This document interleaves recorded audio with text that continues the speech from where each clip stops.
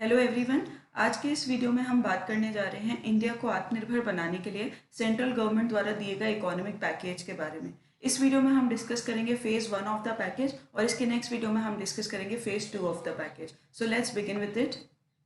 दोस्तों, आपने न्यूज़ में देखा ही होगा, हमारे जो ऑनरेबल प्राइम मिनिस्टर हैं, इन्होंने जब नेशन को एड्रेस किया तो इन्होंने पूरे भारत की परिकल्पना को 5 पिलर्स पे डिपेंडेंट बताया। और ये 5 पिलर्स हैं क्या? हमारी इकोनॉमी, उससे जुड़ा हमारा इंफ्रास्ट्रक्चर, फिर हमारा सिस्टम, उसके बाद हमारी इतनी वाइब्रेंट डेमोग्राफी, और उसके बाद क्योंकि हम सेकंड लार्जेस्ट नेशन है पॉपुलेशन वाइज, तो हमारी सो लार्ज डिमांड। ओके, इसी के चलते गवर्नमेंट ने एक कॉम्प्रिहेंसिव पैकेज दिया 20 लाख करोड़ रुपीस का, जो हमारे इंडिया के जीडीपी के 10% के इक्विवेलेंट है। ये न्यूज़ आपने पढ़ी होगी। तो अब हम बात करते हैं कि इसके मेजर हाईलाइट्स क्या हैं आखिर इस पैकेज के। देखिए, 1.70 लाख करोड़ रुपीस अलॉट किए गए हैं प्रधानमंत्री गरीब कल्याण के तहत। इसके अंदर जो बेनिफिट्स हैं उसकी हम बात करें अगर, तो इंश्योरेंस कवर देने की बात कही गई है हर हेल्थ वर्कर को अप टू ₹50 लाख। उसके बाद जो 80 करोड़ पुअर पीपल हैं, इनको हर महीने गेहूं या चावल दोनों में से कोई एक चीज़ 5 kg तक प्रोवाइड किया जाएगा नेक्स्ट 3 मंथ्स तक। इसी के चलते 1 kg पल्सेस यानी 1 किलो दाल इन्हें नेक्स्ट 3 मंथ्स तक प्रोवाइड की जाएगी। फिर वो विमेन जिनके पास जनधन अकाउंट है, इनके अकाउंट में नेक्स्ट 3 मंथ्स तक 500 रुपीज़ पर मंथ अवेल किए जाएंगे। इसके तहत लगभग 20 करोड़ वुमेन्स को फ़ायदा पहुंचेगा। इसके साथ साथ जो गैस सिलेंडर्स हैं उनको फ्री ऑफ कॉस्ट प्रोवाइड किया जाएगा नेक्स्ट 3 मंथ्स तक, ताकि जो पुअर फैमिलीज़ हैं इनको बेनिफिट हो सके। इसके साथ ही अगर आप देखिए, मनरेगा आपने नाम सुना ही होगा, 100 दिनों का रोजगार, इसका जो डेली वेज है इसको भी इंक्रीज किया गया है from 182 rupees to 202 rupees per day. Okay, इसके साथ ही जो विमेन सेल्फ हेल्प ग्रुप्स होते हैं, आपके स्व सहायता समूह होते हैं, इनको बिना कोलैटरल के लिए पहले लोन लेने की लिमिट थी 10 लाख रुपीज़, ठीक है, जिसको एक्सटेंड कर दिया गया है 20 लाख रुपीज़। कोलैटरल क्या होता है ये मैंने अपने लास्ट वीडियो में समझाया है, अगर आपने नहीं देखा है तो you can go and watch that. Okay, next हम बात करते हैं कुछ स्टैट्यूटरी कंप्लायंसेस के बारे में। कंप्लायंस क्या होते हैं? जो भी हमें एक गोल या एक डेडलाइन दे दिया जाता है कि आपको ऐसे फॉलो अप करना है, तो वही हमारे गवर्नमेंट की तरफ से भी कई सारे कंप्लायंसेस होते हैं कि इस डेट तक आपको अपना टैक्स रिटर्न फाइल करना है, जीएसटी फाइल करना है, इस तरीके की चीज़ें। तो फिलहाल लॉकडाउन के चलते और सारे कोरोना इफेक्ट के चलते गवर्नमेंट ने बहुत सारी डेडलाइंस को एक्सटेंड किया है। जैसे हम बात करें, इनकम टैक्स रिटर्न को एक्सटेंड करके 30 जून तक इसकी डेडलाइन दी गई है। वहीं जीएसटी फाइलिंग की भी डेट को एक्सटेंड करके जून 2020 कर दिया गया है। ओके, उसके बाद कस्टम से जुड़े जितने भी क्लियरेंसेज हैं इनको 24/7 यानी 24 घंटे कर दिया गया है 30 जून तक। और इसके साथ ही देखिए, जब हम दूसरे एटीएम से विड्रॉ करते हैं तो कई बार, जैसे अगर एसबीआई का मेरे पास एटीएम कार्ड है और मैं एचडीएफसी से विड्रॉ करती हूँ, तो हमें जो एक्स्ट्रा फीस या चार्जेस कई बार पे करने पड़ते हैं, उससे भी हमको रिलैक्सेशन प्रोवाइड किया गया है फॉर नेक्स्ट 3 मंथ्स। ओके, आगे बढ़ते हैं।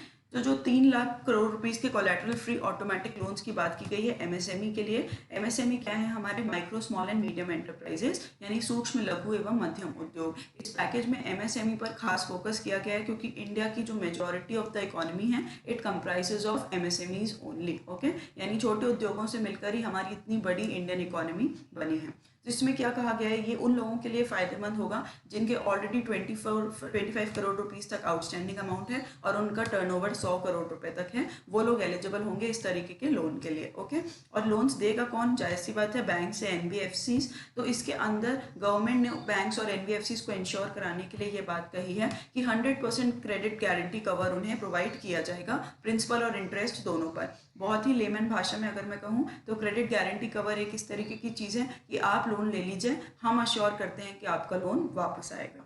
ओके, फिर हम बात करें ₹20,000 crore to subordinate debt for stressed MSMEs. तो देखिए, जो आपकी स्ट्रेस्ड एमएसएमईज हैं या जो डिफिकल्टीज को फेस कर रही हैं, उनके लिए 20,000 करोड़ के सबऑर्डिनेट डेट बनाए गए हैं। तो यहाँ पे समझने वाली बात यह है कि सबऑर्डिनेट डेट क्या होता है। देखिए, मान लीजिए एक ए नाम का व्यक्ति है, इसकी अपनी फर्म है, कोई भी छोटा सा इसकी कोई भी इंडस्ट्री है, जैसे बुनाई कढ़ाई या किसी भी चीज़ की, और ये गवर्नमेंट है। जायज़ सी बात है, अपने बिजनेस को प्रमोट करने के लिए इस ए नाम के व्यक्ति को लोन्स लेने की ज़रूरत होगी, और इस व्यक्ति ने लोन भी लिए होंगे कई जगह से। तो सबऑर्डिनेट डेट का कॉन्सेप्ट ये कहता है कि गवर्नमेंट यहाँ पे लोन प्रोवाइड कर रही है, लेकिन आप यानी ए नाम का व्यक्ति, जब आपके पास पैसे हों तब आप हमारे लोन्स को रिपे करिएगा। और वो भी कब? जब आप अपने बाकी के लिए लोन्स को रिपे कर दें। यानी कि ये जो ए नाम का व्यक्ति है इसने और भी जगह से लोन ले रखे होंगे, ऐसा तो नहीं है कि सिर्फ गवर्नमेंट के पैसों से या किसी भी और के पैसों से काम बन जाता है। तो अगर आपके पास पैसे आए तो आप बाकी सारे लोन पहले चुका दीजिए, उसके बाद आपके पास पैसे बचते हैं तो आप हमको लोन वापस कर दीजिए। ये होता है सबऑर्डिनेट डेट। ठीक है, अगर हम इसकी डेफिनेशन पढ़े तो it is any type of loan that is repaid after all other corporate debts are repaid. ठीक है, यानी बाकी सारे जो भी आपके कर्जे या लोन है इनको चुकाने के बाद आपके पास पैसे बचते हैं तो आप हमको वापस कर देना, इसे हम कहते हैं सबऑर्डिनेट डेट। यानी कि आप इसको अगर लेट भी चुकाओगे या किसी तरीके से नहीं भी चुका पाए तो ये उतनी बड़ी प्रॉब्लम नहीं है। ओके, आगे बढ़ते हैं। फिर गवर्नमेंट ने ई मार्केट लिंकेजेस की बात की है, सेम एमएसएमईज के लिए बढ़ावा देने के लिए, इनका ई मार्केट बढ़ाने के लिए, और इसी के तहत 45 डेज क्लियरेंसेस की बात भी कही गई है। यहाँ पे दोस्तों इंपॉर्टेंट बात यह है कि ये जो एमएसएमईज हैं इनकी डेफिनेशन को भी रिवाइज किया गया है। पहले देखिए मैन्युफैक्चरिंग के आधार पर और सर्विस एंटरप्राइज के आधार पर अलग अलग डेफिनेशन हुआ करती थी। जैसे 25 लाख तक का अगर आपका इन्वेस्टमेंट है तो आप माइक्रो में आते थे मैन्युफैक्चरिंग के आधार पर, और अगर 10 लाख रुपए तक का इन्वेस्टमेंट है तो आप सर्विस एंटरप्राइज के तहत माइक्रो में आया करते थे। इस तरीके की लिस्ट थी। अब लेकिन माइक्रो मैन्युफैक्चरिंग और सर्विसेज को मर्ज कर दिया गया है। अब कोई दो अलग अलग क्राइटेरिया ना होके एक ही मापदंड है, पहले दोनों अलग अलग हुआ करते थे। उसके बाद ये कहा गया है कि अगर आपका इन्वेस्टमेंट 1 करोड़ रुपए तक है और आपका टर्नओवर 5 करोड़ रुपए तक है तो आप माइक्रो में आते हैं, और इसी तरीके से स्मॉल एंड मीडियम के लिए। तो आप एक बार प्लीज गो थ्रू जरूर होइएगा इस लिस्ट से। आगे बढ़ते हैं। फिर गवर्नमेंट ने कहा है कि global tenders to be allowed up to ₹200 crore. ये क्या बात है? आप जानते हैं कि हर चीज के लिए टेंडर होता है। मान लीजिए गवर्नमेंट नया रेलवे ट्रैक बनवाना चाहती है या कोई भी रोड्स डेवलपमेंट करना चाहती है तो इसके लिए गवर्नमेंट टेंडर भरती है। आपने सुना ही होगा, लोग टेंडर फाइल होते हैं और उसके बाद अलॉटमेंट होता है। तो गवर्नमेंट ने ये कहा है, देखिए, और जब भी टेंडर लगते हैं, जब भी टेंडर्स की बोली होती है तो इसमें सब अप्लाई करते थे, इंडियंस भी और फॉरेनर्स भी, सब। ठीक है, लेकिन अब गवर्नमेंट ने ये कहा है कि अप टू ₹200 करोड़, यानी वो टेंडर जिनकी कीमत 200 करोड़ रुपए तक होगी उनको हम ग्लोबल टेंडर्स को अलाउ नहीं करेंगे उनमें, यानी कि फॉरेनर्स को हम अलाउ नहीं करेंगे। 200 करोड़ रुपए तक के टेंडर हम इंडियन से ही विद इन इंडिया ही करवाएंगे। तो जाहिर सी बात है, जितना ज़्यादा काम हम अपने देश के अंदर करेंगे उतने ज़्यादा सेल्फ रिलायंट, आत्मनिर्भर हम बनेंगे, और इसके साथ साथ ही ये प्रमोट करेगा हमारे मेक इन इंडिया के इनिशिएटिव को। दोस्तों, बात करते हैं ईपीएफ कंट्रीब्यूशन की। तो हम सब जानते हैं 26 मार्च को प्रधानमंत्री गरीब कल्याण पैकेज के तहत गवर्नमेंट ने ये कहा था जो 12% ऑफ एम्प्लॉयर कंट्रीब्यूशन होता है और 12% ऑफ एम्प्लॉय कंट्रीब्यूशन होता है, ये फिलहाल गवर्नमेंट स्पॉन्सर करेगी नेक्स्ट 3 महीनों के लिए। यानी लोगों की सैलरी से डिडक्ट ना होके इस पूरे 24% पैसे को गवर्नमेंट देगी अगले 3 महीनों के लिए। ठीक है, और बाकी के, लेकिन अब फिलहाल क्या कहा गया है इस पैकेज में कि अनदर 3 मंथ्स के लिए इसको एक्सटेंड किया जाएगा, यानी जून, जुलाई, अगस्त में। याद रखिएगा, पीएम गरीब कल्याण पैकेज के अंदर जो लोग आते हैं इसमें मेजरली वो कवर्ड हैं वो कंपनीज जिनके, वो इस्टेब्लिशमेंट्स जिनके 100 एम्प्लॉयज़ होते हैं और 90% ऑफ एम्प्लॉयज़ जो हैं वो 15,000 से कम सैलरी को पाते हैं। तो ये उनके लिए था कि गवर्नमेंट ने कहा था जो 24% ऑफ टोटल ईपीएफ कॉन्ट्रीब्यूशन होता है ये गवर्नमेंट बेयर करेगी फॉर 3 मंथ्स, और अब इसको एक्सटेंड किया गया है for next 3 months up to August 2020।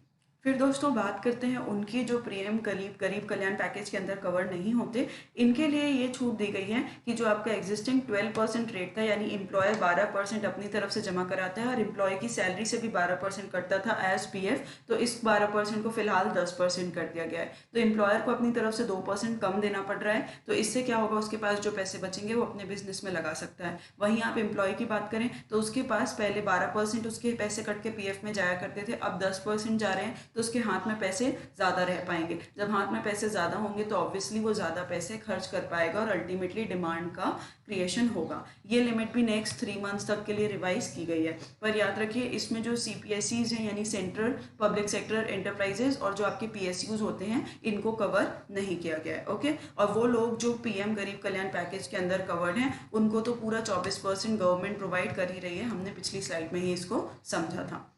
आगे बढ़ते हैं। फिर गवर्नमेंट ने ये कहा है कि 50,000 करोड़ की लिक्विडिटी प्रोवाइड की जाएगी through TDS and TCS rate reduction. ठीक है, ये TDS और TCS जो वर्ड्स हैं ये आपने सुने ही होंगे अगर आप इनकम टैक्स से जुड़े हैं। ये आए दिन आप गो थ्रू होते रहते हैं और मे बी आपको इनका डिफरेंस पता भी हो, लेकिन मैं एक लेमैन लैंग्वेज में इसको समझाने की कोशिश करती हूँ। देखिए, टैक्स डिडक्शन एट सोर्स का मतलब ये है, यहाँ पे जो गिवर होता है, जो आपको पैसे दे रहा होता है, वो आपके टैक्स के अमाउंट को काट लेता है। मान लेते हैं मेरी सैलरी 10 रुपये है, ठीक है, और मेरे जो एम्प्लॉयर हैं जिन्होंने मुझे हायर किया हुआ है ये मुझे 8 रुपये देते हैं और ये कहते हैं जो बचे तुम्हारे 2 रुपये हैं इसको मैंने तुम्हारे टैक्स के रूप में जमा करवा दिया है गवर्नमेंट ऑफ इंडिया के पास, ठीक है। तो ये कहलाता है टीडीएस, जहाँ पे जो गिवर था, जो पैसे दे रहा था, वही आपके टैक्स के अमाउंट को काट लेता है। ओके, अब बात करें अगर टीसीएस की, तो देखिए टैक्स कलेक्शन एट सोर्स जो है ये कुछ ही चीज़ों पे अप्लाई होता है, मेजॉरिटी ऑफ चीज़ों पे टीडीएस ही अप्लाई होता है। तो वो कुछ चीज़ें हैं क्या, जैसे कुछ स्पेशल तरीके की लकड़ियाँ होती हैं। देखिए बेसिकली वो सेक्टर्स जो इनफॉर्मल सेक्टर्स हैं, असंगठित क्षेत्र हैं, जिनके बारे में पता लगाना या किसी तरीके का पेपर वर्क रखना मुश्किल हो जाता है।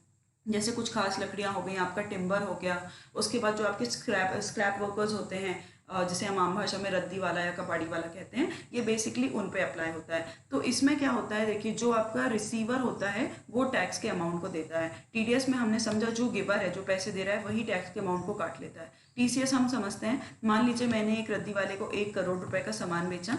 ओके, 1 करोड़ रुपए का सामान बेचा, मैंने उनसे ये कहा कि ये 1 करोड़ रुपए तो सामान के हुए, इसके साथ ही उस समय मान लेते हैं अगर टीसीएस का रेट 2% चल रहा है, तो आप 2% पैसे मुझे एक्स्ट्रा दीजिए। या 1 करोड़ का 2% हुआ 2 लाख रुपए, तो आप मुझे 1 करोड़ 2 लाख रुपए दीजिए। ये जो 2 लाख रुपए हैं ये मैं आपके पैन नंबर से गवर्नमेंट ऑफ इंडिया के पास सेव करवा दूंगी एज योर टैक्स, ठीक है। तो ये टीसीएस होता है, यानी कि जो यहाँ पर रिसीवर होता है पैसे का, यहाँ पर मैं रिसीव कर रही थी पैसे, वही एक्स्ट्रा अमाउंट ले लेता है टैक्स के रूप में। और टीडीएस में क्या होता है, जो गिवर होता है वो आपके टैक्स के अमाउंट को वहीं डिडक्ट कर लेता है। तो आई होप ये डिफरेंस आपको क्लियर होगा। तो न्यूज़ ये है कि इसके जो रेट्स हैं उसको गवर्नमेंट ने 25% रिड्यूस किया है। जैसे अगर मैं इसी एग्जाम्पल से देखूँ तो अगर 10 रुपये मेरी सैलरी थी और 8 रुपये मैं पे किया करती थी और 2 रुपये एज टैक्स जाता था गवर्नमेंट के पास, तो फिलहाल गवर्नमेंट ने मान लेते हैं हम इसे रिड्यूस कर दिया, 1 रुपये कर दिया। तो ये जो 8 रुपये हैं इसके बदले मेरे पास आएंगे 9 रुपये। तो देखिए मेरे हाथ में जब पैसे बढ़ेंगे तो मैं ज़्यादा स्पेंड करूँगी, ज़्यादा स्पेंड होगा तो अल्टीमेटली डिमांड का जनरेशन होगा। तो इसलिए सारे टीडीएस और टीसीएस के रेट्स को भी गवर्नमेंट ने डिडक्ट किया है। तो इसके साथ ही ये जो चीज़ें हैं ये अप्लाई होती हैं सारी प्रोफेशनल फीसेस पर, इंटरेस्ट, रेंट, डिविडेंड, जो भी लोग इसके लिए अंडर एलिजिबल हैं वो, ठीक है। फिर बात करते हैं जो इनकम टैक्स रिटर्न की ड्यू डेट है, इसको एक्सटेंड किया गया है, हमने देखा है नवंबर 2020 तक, और जो आपके टैक्स ऑडिट्स हैं इनकी डेट को भी एक्सटेंड किया गया है अक्टूबर 2020 तक।